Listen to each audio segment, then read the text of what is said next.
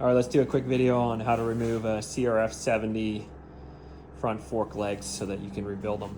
So first thing you do is remove your front tire. That's your axle comes out. It's got a 14 and a 19. Once you get that out, you can slip your brake out. Your brake has one bolt onto the side of the fork that you'll need to take out. And then you've got pinch bolts. Those are, I think they were 12s. And then there's one bolt right up here, which is a 14. And we'll try to do this with one hand. Yeah, see that fork just slid down, but it won't come all the way out because you gotta take that bolt off at the top. Once you get that sucker out, then your fork, which is collapsed, as we can all see here, should just come right out of there. Oh, I probably should use two hands. There we go. So there you go. Fork out of a CRF70. We'll repeat that process on the other side, and then we'll get these rebuilt, and we're putting some better springs in them. All right, let's go through what it takes to take the fork apart once you got it on your bench. So that one there is still fully assembled. This one here I've got apart. So you can take this little bolt out of the bottom here. That's a 6 mil.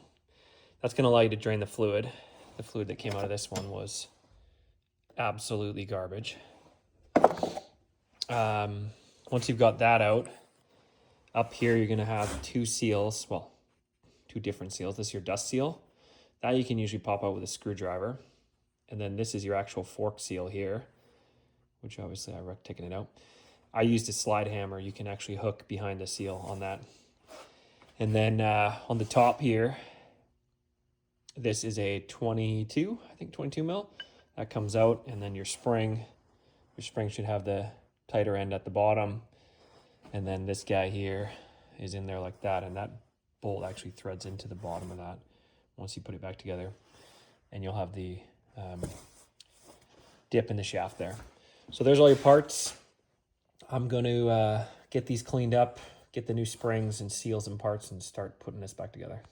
So before we get into the rebuild, let's talk about what we're going to use for the rebuild.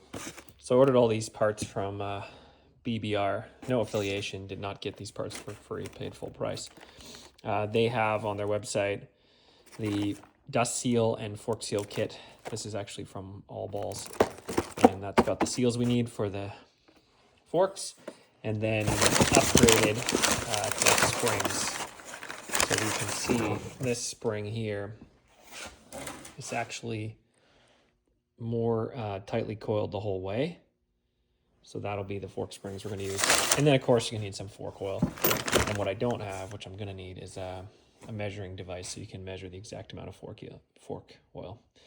So that's what we're going to be using here. Okay, I'm not going to go through the full rebuild, but I'll kind of talk you through some of the key steps.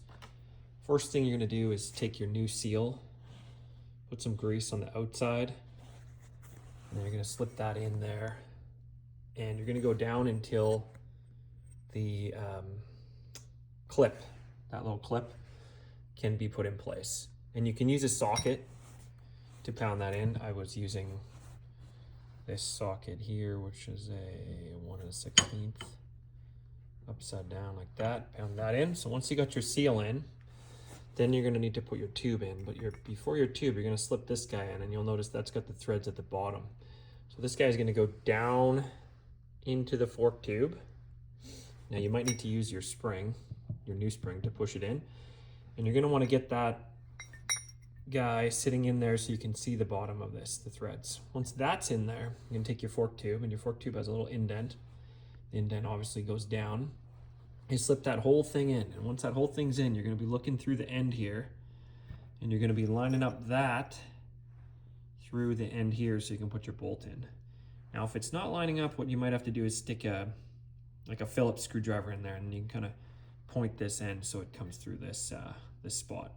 So once you've got all that done, then you got to put your oil in. Now putting your oil in is a key step, don't forget that. Once your oil's in, then you'll be able to put this top bolt in the top of the fork. Oh, and don't forget your dust seal before you put this all back in the bike. So this other one's kind of ready to go. You can see the other one, I got it all assembled here. I just need to get the oil. I'm going to do the oil in both of them at the same time. That's why I'm kind of showing you what's happening here. So that'll be putting your fork back together.